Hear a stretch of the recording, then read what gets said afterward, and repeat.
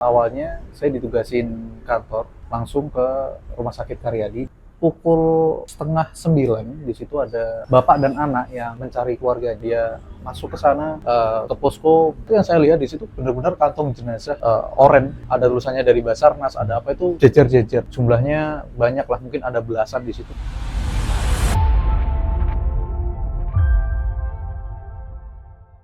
Pemirsa Tribun Jateng, belum ada sepekan kejadian kecelakaan maut yang menewaskan hingga 16 orang menimpa sebuah bus penumpang bernama Trans Cahaya. Kecelakaan tersebut cukup memilukan dengan korban sebanyak itu, dan kami juga sudah telah menggali banyak informasi, menggali banyak data, menginformasikan dan lain sebagainya. Namun kali ini masih ada satu lagi dari program Saksi Kata ini, masih beberapa yang belum diungkap.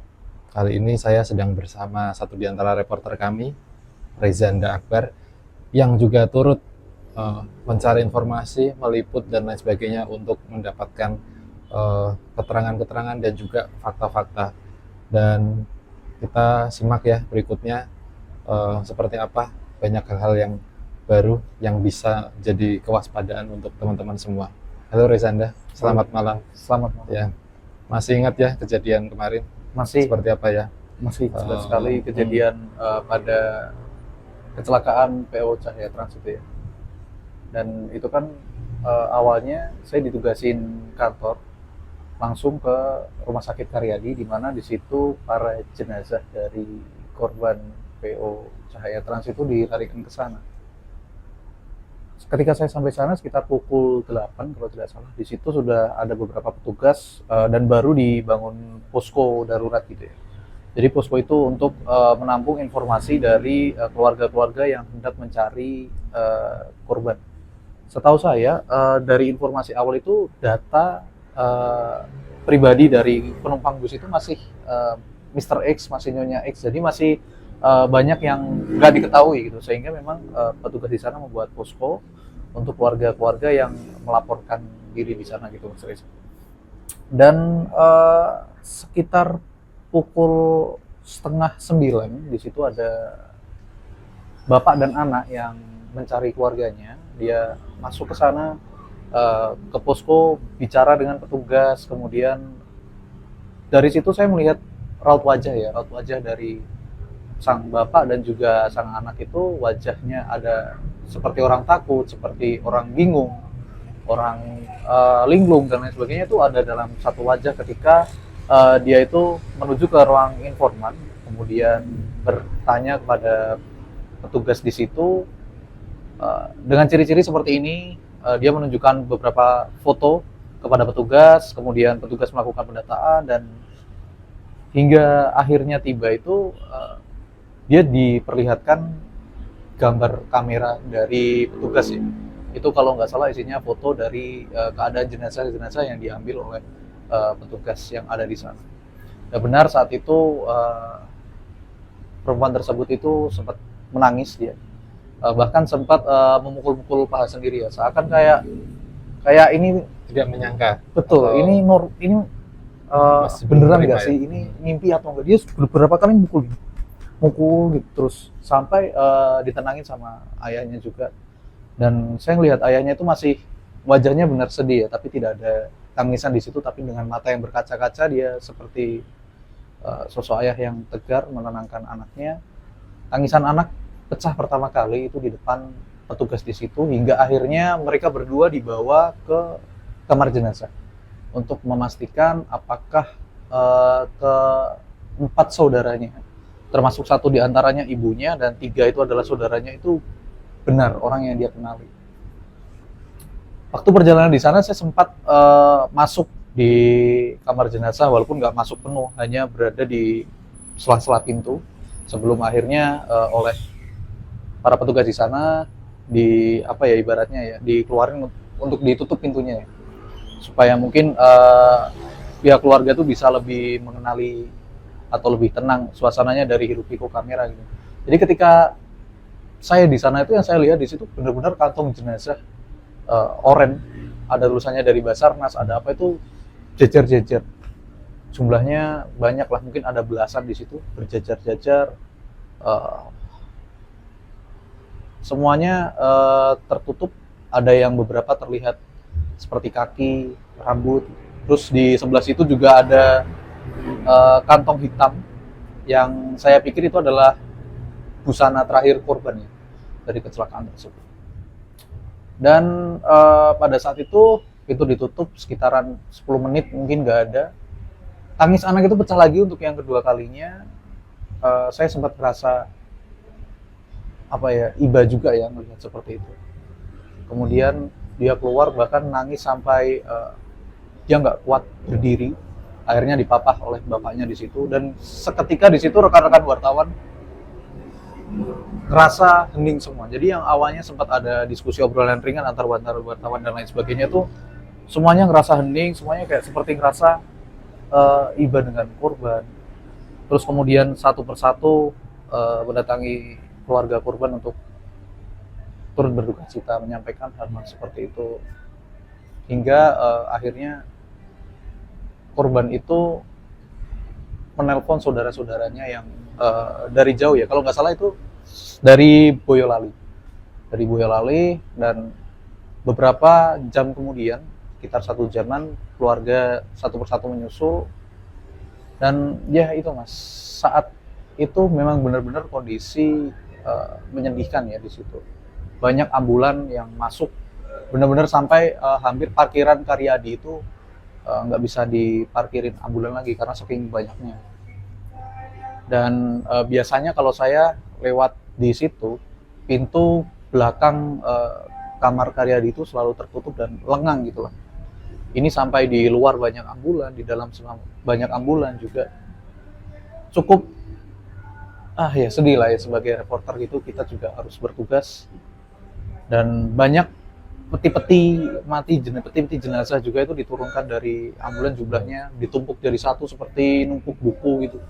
Itu pertama kali bagi saya juga melihat jenazah sebanyak itu, dan semuanya memang harus dipulangkan pada saat itu juga, seperti itu sih Mas Reza. Mas Rezanda, ada beberapa cerita yang Mas Rezanda cari tahu nggak? Mungkin itu saat liburan, atau ada yang mau pulang kerja, atau yang memang kesehariannya melalui rute itu ya, Bogor Yogyakarta ya, atau memang semuanya itu dalam rangka liburan akhir tahun ini? Dari informasi yang saya terima sih, khusus yang 4 keluarga tersebut dari Boyolali ya, yang saya tahu itu dia barusan main ke saudaranya yang ada di Karawang. Kalau dari sudut pandangnya keluarga korban yang ayah dan anak itu, si istri dari bapak itu melihat cucunya yang berada di Karawang bersama dengan saudara-saudara lainnya, menengok cucu. Mereka sudah sempat bertemu selama beberapa hari, bahkan sebelum menjelang ajal kematiannya itu, 1 hari sebelumnya mereka berselfie bersama gitu. Dan foto selfie itu yang menurut saya itu membantu petugas untuk mengenali satu persatu jenazah yang tadinya tidak ada identitasnya. Ya. Betul. Ada yang Nyonya X, ada yang Mr. X, dan setelah itu diperlihatkan ternyata keluarga korban itu nggak hanya satu saja yang menjadi korban kecelakaan itu ya, namun ternyata beberapa korbannya juga ya seperti itulah kondisinya. Memang cukup mengharukan ya, dan menyedihkan ya. Kita juga turut berduka dengan kondisi seperti itu. Ini mungkin perlu jadi pelajaran bagi kita semua juga. Dan Mas Rezanda, selain liputan di kamar jenazah, di rumah sakit, mungkin ada hal lain yang Mas Rezanda tahu untuk bisa diceritakan? Mungkin bisa dikoreksi juga ya Mas Reza, kan pada saat itu berada di lokasi ya, di lokasi tempat kejadian perkara ya. Pada saat itu salah satu dari dokter di sana dan juga ada pihak kepolisian itu mengatakan bahwa rata-rata korban itu mengalami luka pada bagian sebelah kanan. Banyak dari korban itu di sebelah kanan. Saya nggak tahu karena mungkin karena posisi jatuhnya ya Mas Reza itu di sebelah kanan atau gimana, dan itu dibenarkan oleh pihak kepolisian bahwa beberapa luka itu terjadi di sebelah kanan, entah bagian pinggang atau di bagian mana, itu rata-rata berada di sebelah kanan. Itu saja sih yang mungkin kalau kondisi di lapangan itu apakah seperti itu? Ya, memang kami saat bertugas juga ya, kita bagi tugas kan, ada yang ke rumah sakit, ada yang ke TKP. Kami juga melihat kondisi truknya, kondisi bis maksud kami, mohon maaf. Eh, Kerusakannya itu paling parah terjadi di bagian kanan. Seluruh jendela rusak ya, hancur, bahkan dari atap sampai bagian bodi samping itu terlepas, dan jok-jok penumpang juga, kursi-kursi penumpang itu juga hancur, rusak, sehingga kami menduga bahwa saat bus terguling ke kanan, posisi bus tersebut menghantam cor pembatas jalan, dan itu tepat di jendela ya, sepertinya ya, misalnya kalau kita lihat joknya dan luka-luka dari korban ini, sehingga itu yang diduga menjadi penyebab banyaknya jumlah korban kali ini. Kita juga sebelumnya penasaran ya Rezanda, kenapa bisa sampai seperti itu. Mungkin Mas Rezanda bisa kasih opini atau sepenglihatan Mas Rezanda ini, kecelakaan tunggal bis, dan saat itu ya katanya melajunya juga tidak terlalu kencang yang dari saya yang dapatkan. Kenapa bisa separah itu, bisa sampai terguling gitu? Mungkin Mas Rezanda bisa ada opini atau mungkin keterangan resmi dari kepolisian seperti apa? Oke, kalau dari keterangan kepolisian sih pada saat itu masih belum menjelaskan detail ya, kenapa bisa sampai terjadi seperti itu, kerusakannya sampai parah seperti itu masih belum dijelaskan detail. Cuman dari pihak kepolisian juga sudah melakukan pengecekan terhadap supir, Ya. apakah supir tersebut teridentifikasi ada zat adiktif atau tidak, itu sudah dilakukan tes urin juga ya yang dilakukan, dan hasilnya negatif. Dan saat ini dari beberapa hari lalu, tepatnya tidak jauh dari kejadian tersebut, pada malam harinya sang sopir tersebut yang jam terbangnya minim ya, mungkin karena dia belum tahu medan kondisi di tol seperti apa, sehingga kendaraan yang dipacunya itu cepat, dan kemungkinan dia nggak tahu timing belok atau gimana, sehingga seperti itu kejadiannya. Dan sang sopir juga sudah diamankan oleh pihak kepolisian, juga sudah ditetapkan tersangka sebenarnya. Itu berarti murni karena kelalaian sopir. Kalau dari kondisi busnya, apakah ada apakah laik jalan atau ada kerusakan fungsi? Oke. Ya. Dari beberapa rekan-rekan jurnalis ketika itu pada konferensi pers terakhir ya, kalau nggak salah di situ narasumbernya Kabid Humas Polda Jateng, Kombes Artanto. Di situ sempat dibahas oleh rekan-rekan apakah kondisi bisnya itu masih laik jalan, atau sebelumnya itu ada keluhan dari sopir atau enggak, dari curhatan sopir mungkin, apakah remnya dan lain sebagainya. Itu pihak kepolisian masih menjawabnya masih sama pada saat itu. Jawabannya masih dalam proses penyelidikan lebih lanjut. Jadi untuk saat ini sih saya masih belum mendapatkan informasi yang seperti apa gitu, masih belum tahu untuk penjelasan pastinya gitu. Cuman mungkin ini pelajaran juga ya buat teman-teman. Kita masih belum tahu penyebab utamanya, namun dari opini Mas Rezanda bisa jadi sopir ini belum menguasai jalan. Kalau dari pandangan kami selaku reporter yang meliput di lokasi kejadian, memang untuk rute jalan tol dari Jakarta menuju ke arah Solo itu, dari arah Jakarta masuk ke kota Semarang itu landai ya, cenderung landai, lurus, dan lebih lebar begitu.